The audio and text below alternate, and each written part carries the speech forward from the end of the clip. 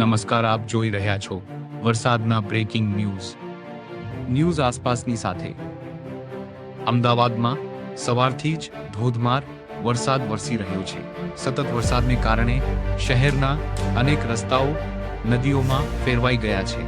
અનેક વિસ્તારોમાં પાણી ભરાતા વાહન વ્યવહાર પ્રભાવિત થયો છે અને લોકોને ભારે મુશ્કેલીનો સામનો કરવો પડી.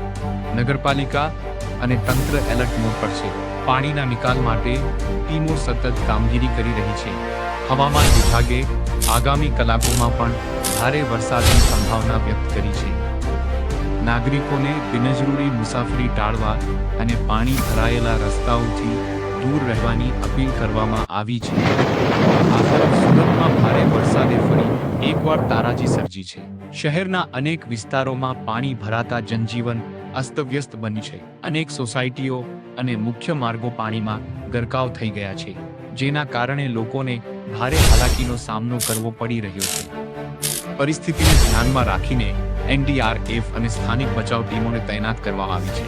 પાણીમાં ફસાયેલા અનેક લોકોનું સુરક્ષિત રીતે રેસ્ક્યુ કરવામાં આવ્યું છે. વહીવટી તંત્ર સતત સ્થિતિ પર નજર રાખી રહ્યું છે અને લોકોને બિનજરૂરી બહાર ન નીકળવાની અપીલ કરી રહ્યું છે.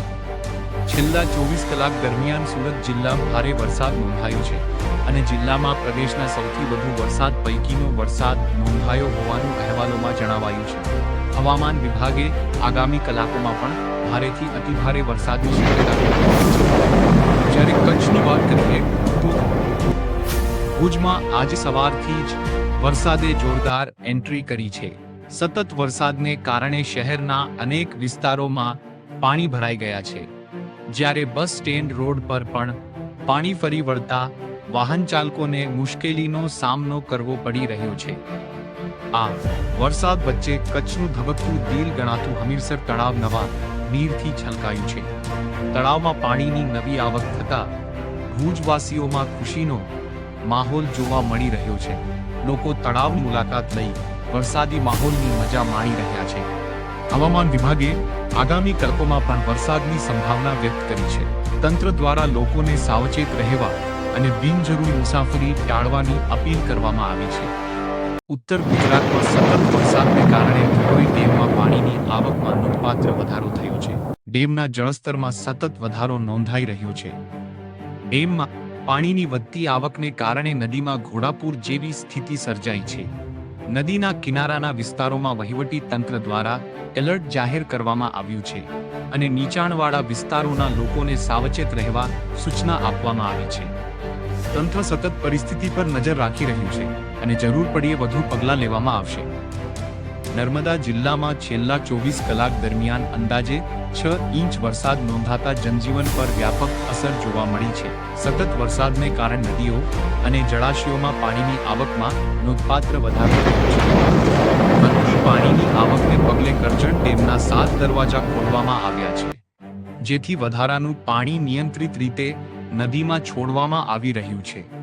ડેમની નીચેવાસના વિસ્તારોમાં તંત્ર દ્વારા એલર્ટ જાહેર કરવામાં આવ્યું છે અને નદી કિનારે રહેતા લોકોને સાવચેત રહેવા સૂચના આપવામાં આવી છે. દહેગામમાં અતિશય વરસાદને કારણે અનેક વિસ્તારોમાં પૂર જેવી સ્થિતિ સર્જાઈ છે.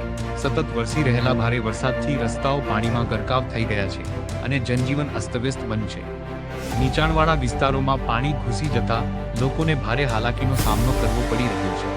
વાહન વ્યવહાર પણ અનેક સ્થળોએ પ્રભાવિત થયો છે. સ્થાનિક તંત્ર એલર્ટ પર છે અને જરૂરિયાત મુજબ રાહત અને બચાવ કામગીરી હાથ ધરવામાં આવી રહી છે. ડાંગ જિલ્લામાં અતિભારે વરસાદને કારણે જનજીવન પ્રભાવિત બન્યું છે. સતત વરસાદના પગલે નદીઓમાં પાણીનું સ્તર ઝડપથી વધ્યું છે અને અનેક સ્થળોએ નદીઓ બે કાંઠે વહેતી જોવા મળી રહી છે. પરિસ્થિતિને ધ્યાનમાં રાખીને નદી ઉપરથી પસાર થતા એક માર્ગને સલામતીના ભાગરૂપે બંધ કરવામાં આવ્યો છે. સ્થાનિક તંત્ર દ્વારા લોકોને નદી અને પાણી ભરાયેલા વિસ્તારોમાં ન જવા અપીલ કરવામાં આવી છે. ભરૂચ જિલ્લામાં છેલ્લા 12 કલાક દરમિયાન અંદાજે 3 ઇંચ વરસાદ નોંધાયો છે. સતત વરસાદને કારણે શહેરના અનેક વિસ્તારોમાં પાણી ભરાઈ ગયા છે અને જનજીવન પ્રભાવિત બન્યું છે. ભરૂચ શહેરના મુખ્ય રોડ અને માર્ગો પર ઘોડાપૂર જેવી સ્થિતિ સર્જાઈ છે. રસ્તાઓ પર પાણીના જોરદાર પ્રવાહ વહેતા હોવાથી વાહન ચાલકો અને સ્થાનિક લોકોને ભારે મુશ્કેલીનો સામનો કરવો પડી રહ્યો છે. નગરપાલિકા અને જિલ્લા તંત્ર એલર્ટ મોડ પર છે. પાણીના નિકાલ માટે ટીમો તૈનાત કરવામાં આવી છે અને લોકોને બિનજરૂરી મુસાફરી ટાળવાની અપીલ કરવામાં આવી છે.